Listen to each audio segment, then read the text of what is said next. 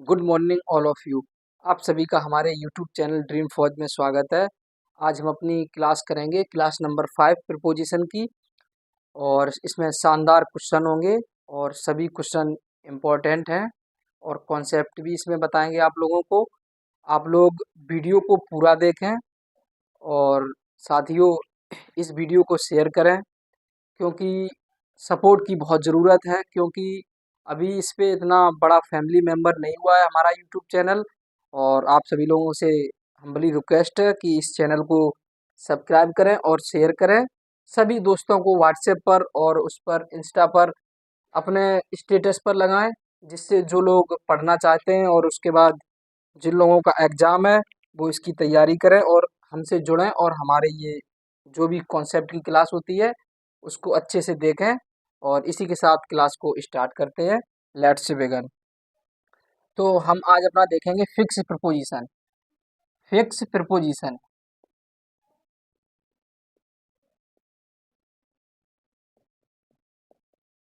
Fix preposition और ये हमारी क्लास नंबर 5 है।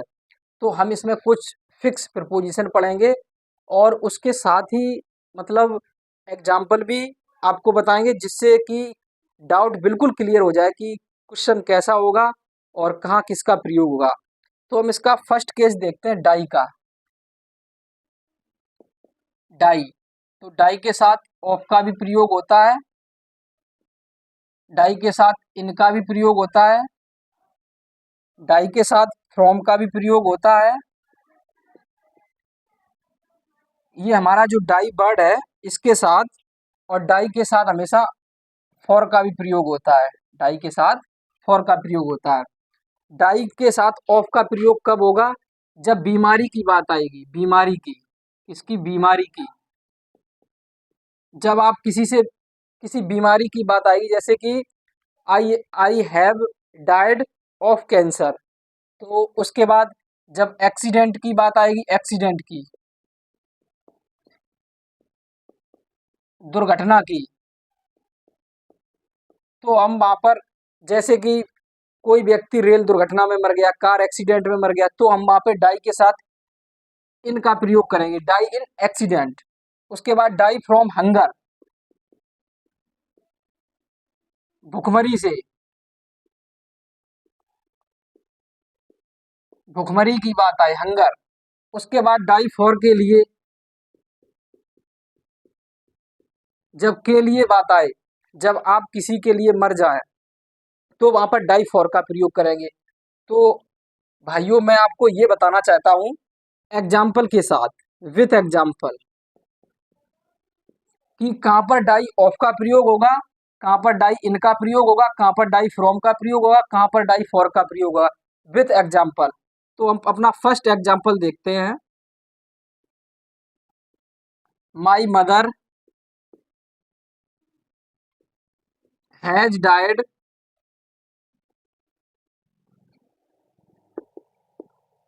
Of cancer. My mother has died, मेरी माताजी मर चुकी हैं, ऑफ कैंसर, कैंसर की बीमारी से या कैंसर से। तो ये कैंसर की बीमारी हुई, डायरिया, डेंगू, ये कोई सी भी बीमारी आए, जब बीमारी की बात होगी तो हम वहां पर प्रिपोजिशन ऑफ का प्रयोग करेंगे। उसके बाद एग्जाम्पल नंबर सेकेंड को देखते हैं। My brother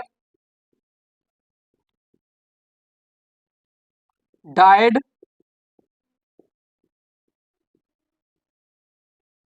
died in accident, in car accident, last night. My brother died, मेरा भाई मर गया, इन कार एक्सीडेंट, कार की दुर्घटना में, लास्ट नाइट, पिछली रात। तो जब एक्सीडेंट की बात आएगी तो हम डाई के साथ इनका प्रयोग करेंगे। तो डाइड, ये हमारी थर्ड फॉर्म है, डाई की थर्ड फॉर्म डाइड। तो डाई के साथ हमेशा किसका, इनका प्रयोग करेंगे। तो ये हमारे एग्जाम्पल हो गए। उसके बाद हम थर्ड इसको देखते हैं, फॉर का किसके साथ करेंगे, जैसे कि ही इज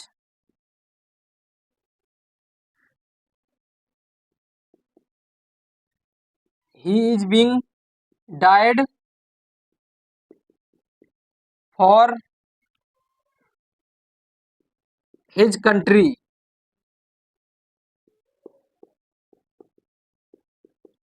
ये ही इज बीइंग डाइड, ये हमारा पैसिव वॉय में है। He is being died for his country, वह अपने देश के लिए कैसा, उसने जान दे दी या देश के लिए वह शहीद हो गया या मर गया। तो ये एग्जाम्पल है। तो हमें कन्फर्म पता है कि डाई के साथ ऑफ का प्रयोग कब होगा, जब बीमारी की बात आएगी। बीमारी कोई भी सी हो सकती है। उसके बाद डाई इन एक्सीडेंट, दुर्घटना की बात हो। डाई फ्रॉम हंगर, भूख से, रोटी से। जबकि भुखमरी की बात होगी उसके बाद डाई फॉर के लिए, जब आप किसी के लिए मरेंगे। तो ये हमारा फिक्स प्रिपोजिशन था डाई के साथ ऑफ, इन, फ्रॉम, और उसके बाद ये सारे एग्जाम्पल। और ये आज हमारा ये प्रपोजिशन का कॉन्सेप्ट क्लास और विद एग्जाम्पल क्लास ये आज हमारी खत्म हो जाएगी। कल हमारा नया चैप्टर होगा सब्जेक्ट वर्ब एग्रीमेंट। वो बहुत अच्छे तरीके से पढ़ाएंगे विद कॉन्सेप्ट और एग्जाम्पल के साथ। उसके बाद हम देखते हैं इसमें अपना नया कॉन्सेप्ट। और ये सारे एग्जाम में आएंगे जरूर, एग्जाम में इनके क्वेश्चन जरूर आएंगे, नेवी, एयरफोर्स एंड आईसीजी में। तो हम इस पे देखते हैं सबसे पहले amazed, shocked, surprised,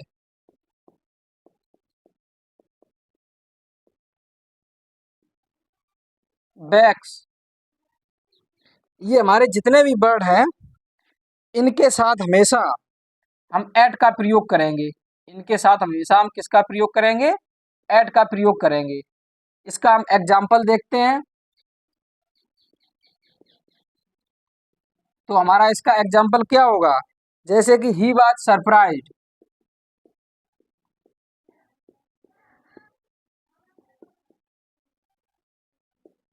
he was surprised, वह आश्चर्यचकित था at the result. He was surprised, वह आश्चर्यचकित था एट द रिजल्ट, रिजल्ट को लेकर। तो ये हमारे ऐसे एग्जाम्पल हैं जो पेपर में फिक्स आते हैं।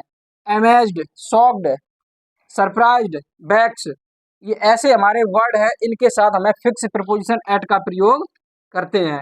उसके बाद हम इसका एक और एग्जाम्पल देखते हैं, example number second.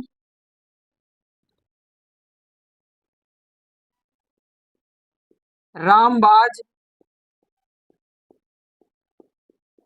Shocked at his manner.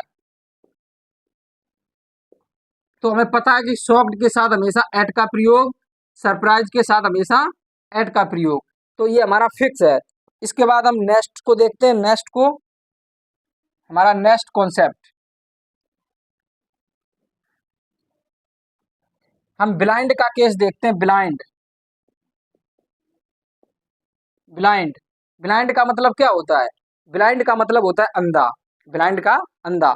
अब हमें ये पता करना है कि आप किस चीज में अंधे हो। आप एक आंख से अंधे हो, आप दोनों आंख से अंधे हो, कि आप अपनी गलतियों को लेकर अंधे हो। तो हमें यही इसमें देखना है इसमें।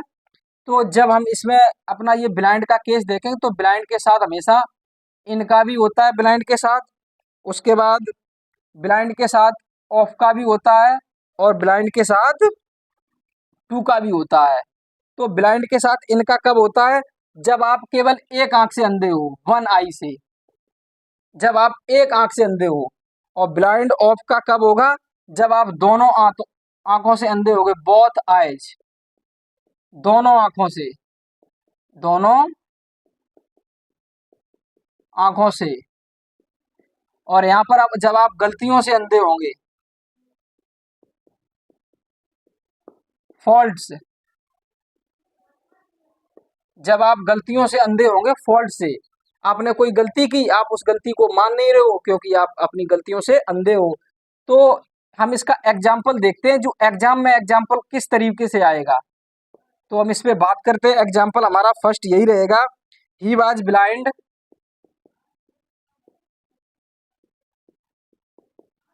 ही वाज ब्लाइंड, वह अंधा था, to his fault,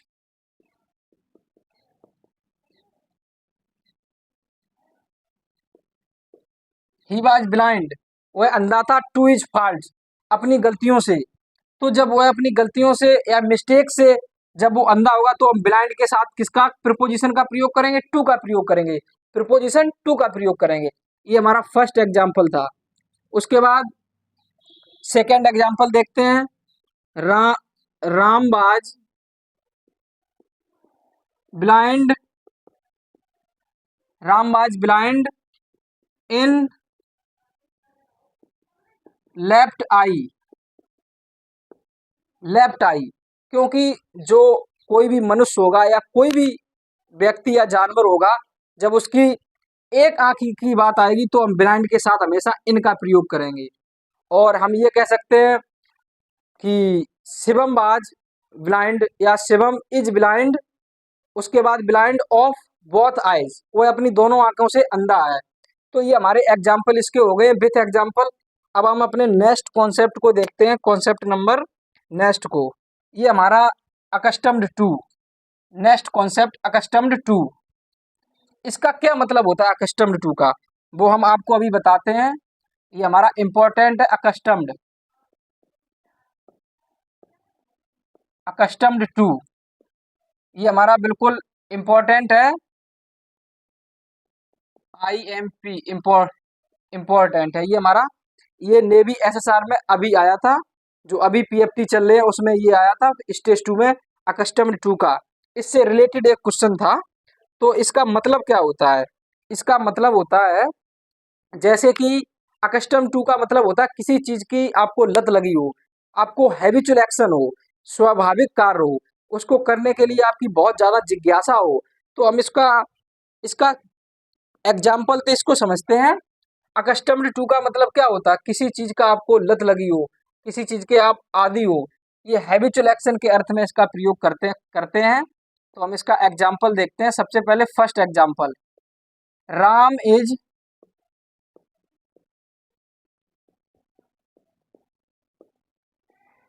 accustomed to do hard work, Ram is accustomed to, Ram को क्या है, राम का स्वाभाविक कार्य टू, राम को कठिन कार्य करने का उसका क्या है, उसकी आदत है, स्वाभाविक कार्य है, उसे कठिन कार्य करने का शौक है। तो हम हमेशा अकस्टम्ड के साथ प्रीपोजिशन टू का प्रयोग करेंगे। और इसके साथ इसका एक बिल्कुल इसका जुड़वा भाई समझ लो, यूज टू। जैसे राम इज यूज टू या Ram was use to do this work, तो मतलब अकस्टम्ड टू, यूज टू, इनके साथ हमेशा हम टू का प्रयोग करेंगे। अब हम नेक्स्ट केस को देखते हैं, बॉर्न, बॉर्न, बॉर्न के साथ इनका भी प्रयोग करते हैं और बॉर्न के साथ हम ऑफ का भी प्रयोग करते हैं। ये हम कब करेंगे, जब प्लेस की बात होगी, प्लेस की। और ऑफ का कब करेंगे, जब फैमिली की बात होगी, फैमिली की। प्लेस का मतलब स्थान और इसका फैमिली का परिवार। तो इसका एग्जाम्पल देखते हैं, एग्जाम्पल। तो इसका एग्जाम्पल हमारा होगा,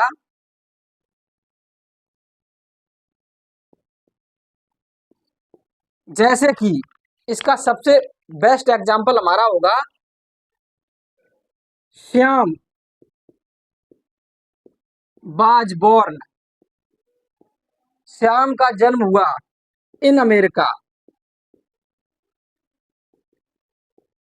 इन अमेरिका। तो हमें पता है जब प्लेस की बात होगी, ये अमेरिका क्या है, प्लेस है, तो हम बोर्न के साथ किसका प्रयोग करेंगे, इनका प्रयोग करेंगे। और इसका हम सेकेंड एग्जाम्पल देख लेते हैं, Ritu was born of loyal family,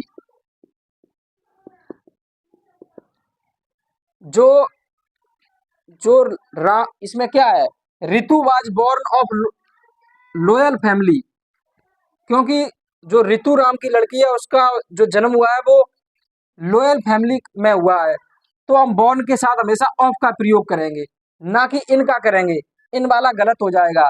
तो इसके दो कॉन्सेप्ट होते हैं, बॉर्न इन प्लेस, जब प्लेस की बात आएगी, बॉर्न के साथ जब प्लेस की बात आएगी तो हम वहाँ पर इन का प्रयोग करेंगे। और जब बॉर्न के साथ जब आप किसी परिवार की बात आएगी तो हम वहाँ पर ऑफ का प्रयोग करेंगे। तो ये हमारे सभी इम्पोर्टेंट क्वेश्चन हैं और कॉन्सेप्ट हैं। और उसी के साथ हम एक दो एग्जाम्पल और देखते हैं, जैसे कि के का एग्जाम्पल, ये भी आईसीजी में आया था प्रीवियस ईयर। के का एग्जाम्पल, के